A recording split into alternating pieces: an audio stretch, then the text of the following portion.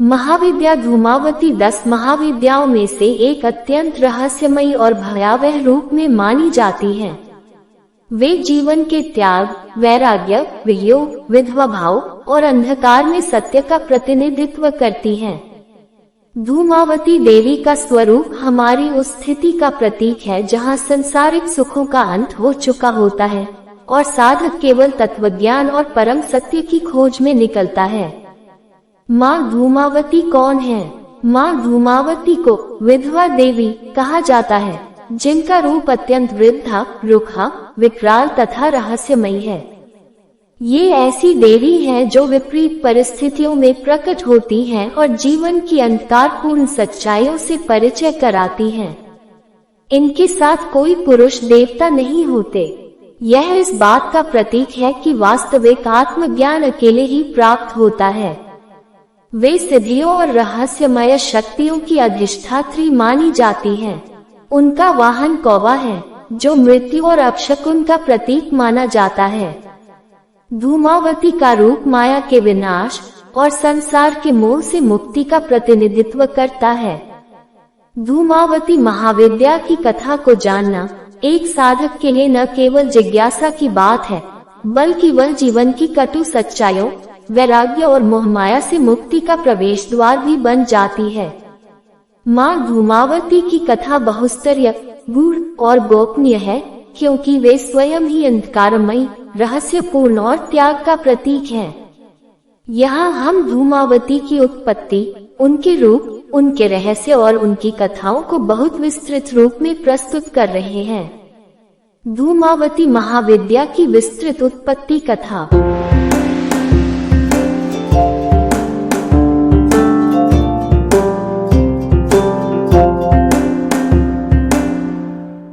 आदिकाल में एक बार माता सती, जो स्वयं आदि शक्ति का रूप थी, शिव के साथ कैलाश पर वास कर रही थी।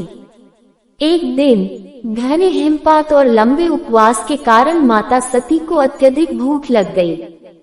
वे भगवान शिव के पास गईं और कहा, नाथ, मुझे बहुत भूख लगी है, कृपया कुछ भोजन दे। लेकिन भगवान शिव उस समय गहन ध्यान में लीन थे। वे न तो बोले न हिले, बस समाधिस्थ अवस्था में थे।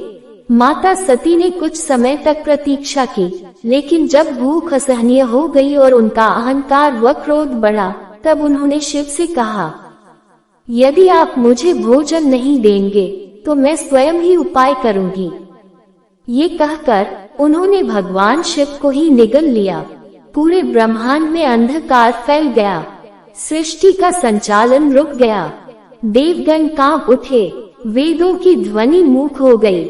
तभी माता सती के भीतर से शिव बोले, हे सती, तुमने ये क्या किया? तुम्हारी यह अवस्था स्वयं को ही नष्ट कर देगी। मुझे तुरंत बाहर निकालो। ये सुनकर माता सती को बोध हुआ और वे लज्जित होकर शिव को पुनः बाहर निकालती हैं। लेकिन इस कृत्य का फल ये हुआ कि वे सौंदर्यहीन, वृद्धा, अशुभ और विधवा रूप में परिवर्तित हो गईं। यही रूप कहलाया धूमावती, अर्थात वह देवी जो धुएं के समान, रूपविहीन, शब्दहीन, क्रोधपूर्ण और मायामुक्त है। ये कथा केवल भौतिक क्रिया नहीं है, इसका अर्थ गहरा है।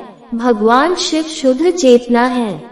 उन्हें निगलना अर्थात अहंकार द्वारा चेतना को ढक लेना। जब साधक अहंकार और इच्छा से प्रेरित होकर आत्मा को ही निगल जाता है, तब उसका स्वरूप धूमावती बनता है।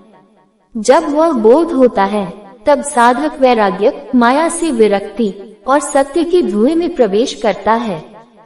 इसलिए धूमावती वह दशा है जहाँ संपूर्ण भोग, मोह, रिश्ते, शरीर, रूप, कामना सब कुछ नष्ट हो चुका होता है।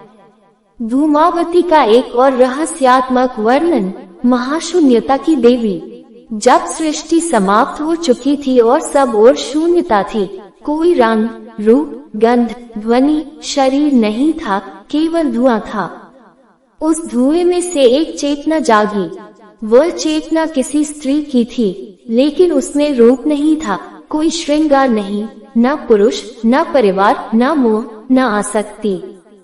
वह चेतना धीरे धीरे आकार लेने लगी और एक वृद्धा के रूप में प्रकट हुई। वह थी धूमावती, जो स्वयं शून्यता की अधिष्ठात्री है। वे ही वह अवस्था है जब कोई साधक संसार के सारे बंधनों से मुक्त होकर केवल आत्म तत्व में स्थित हो जाता है। माँ धूमावती का प्रमुख शक्तिपीठ वाराणसी काशी। माँ धूमावती का प्रमुख शक्तिपीठ काशी वाराणसी में स्थित है। ये स्थान विश्वनाथ मंदिर से कुछ दूरी पर वीरभद्र क्षेत्र में आता है। इस शक्तिपीठ को धूमावती मंदिर या धूमावती महाविद्यापीठ कहा जाता है। यह मंदिर किसी भी भक्त को तुरंत स्वीकार नहीं करता। ऐसा माना जाता है कि केवल वे ही यहाँ पहुँचते हैं जिन्हें देवी स्वयं बुलाती हैं। कई साधकों ने अनुभव किया है कि देवी के बिना अनुमति के यहाँ पूजा निष्फल रहती है। इस शक्तिपीठ में गृहस्थों की पूजा निषेध मानी जाती है। अन्य देवी मंदिरों की तरह यहाँ गोल दिया कपूर आरती नहीं की जाती। धूमावती को मौन की देवी कहा गया है। यहाँ दीपक जलाने की भी एक खास तांत्रिक पद्धति होती है, जिसमें तेल नहीं, घी नहीं, बल्कि मसूर की दाल या तिल के तेल का प्रयोग होता है। जो भी इस पीठ में प्रवेश करता है वह कुछ न कुछ खोकर ही लौटता है, पर वह खोना ही उसकी मुक्ति होती है। मंदिर के बाहर या आसपास अक्सर कोए दिखाई देते हैं। ये देवी के वाहन के रूप में नहीं, बल्कि देवी की चेतावनी और प्रतीक के रूप में देखे जाते हैं।